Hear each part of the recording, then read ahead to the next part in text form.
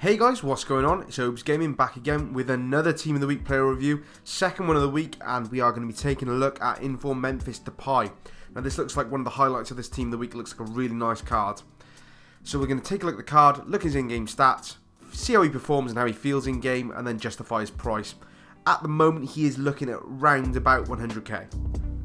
So jumping straight into the player bio, he is 5'9" with high-low work rates. He's right-footed with 5-star skills and 3-star weak foot. Now for starters, obviously he is a centre forward. His base card is a centre forward. So we are going to be thinking, is he a striker or is he a cam? And that is something that we are going to compare across this video.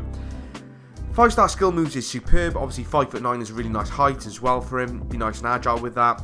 3-star weak foot is a bit of a letdown, especially on this game. I feel like weak foot is really important, so it is a shame that he doesn't have 4-star.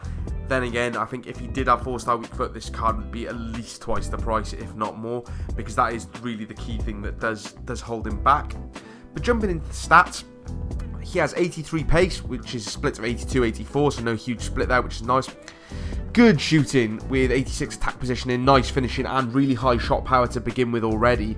Which does make me think, obviously I do have a Hunter on this card at the moment, does make me think maybe we go in the direction of an Engine, purely because the shot power is already nice and high, and 84 finishing is still pretty good as well. Passing's really lovely, you do not need to touch the passing with the chem star for sure. 87 vision's great, good free kicks as well, as we know, good short passing, decent enough long passing, don't need to be touched with the chem star. Dribbling is good, if not fantastic, with all 80s. Agility and balance a little bit low, reaction and ball control are nice, and dribbling as well. But as we said, we may want to look to boost that up with an Engine. I think that is what I'm going to suggest. And the physicals as well are all decent. 81 stamps, a little bit, well, it's okay for a striker. For a cam, maybe a little bit low. Player traits themselves then, flair and outside the shot trait, both really nice, especially with a 3-star weak foot. It is important that you do have that outside the foot shot trait, because it does mean if he is cutting onto his left, he will still use his strong right foot to bend that into the far corner. But yeah, as I said, depending on where you want to go with this card, if you want to use him as a striker, I'd say probably still go for the Hunter, because you are going to need that pace. If you are going to use him as a cam, I would be saying go for an Engine, because the shooting is already very good.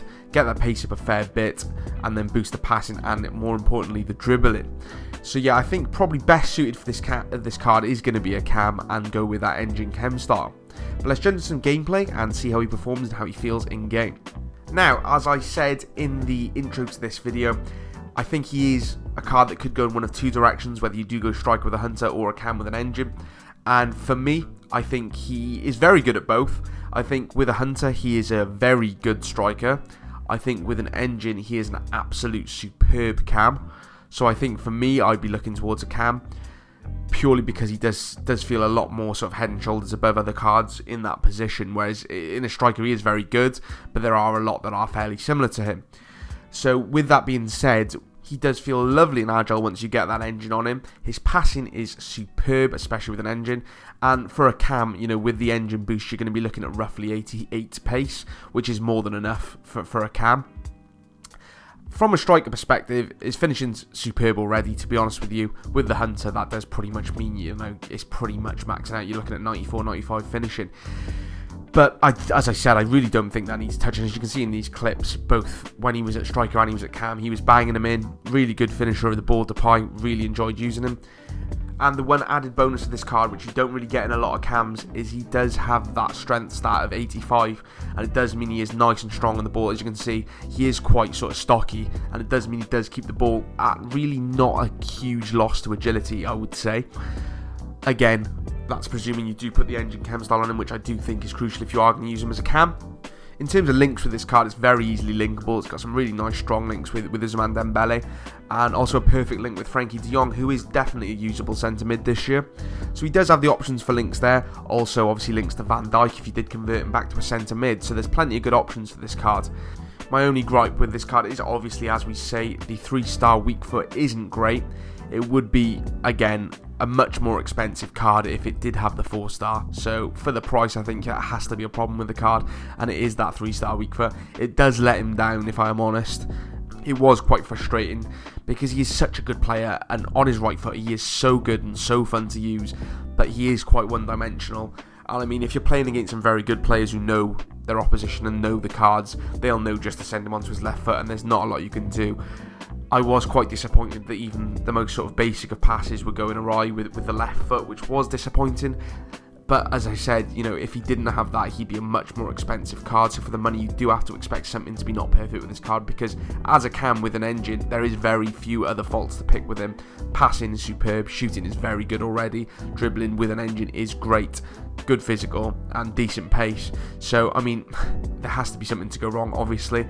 But it is quite the problem, the weak foot. So it comes down to you as a player. You know, are you looking for a striker that can do it all and can go both ways? You know, I was using Wissam Ben Yedder a lot before this, and that is my big sort of thing about him. I love how the fact you can go off both feet with a 5-star weak foot. Whereas with this guy, it is a little bit more dependable that, you know, you do have to use his right and do feel quite one-dimensional at times.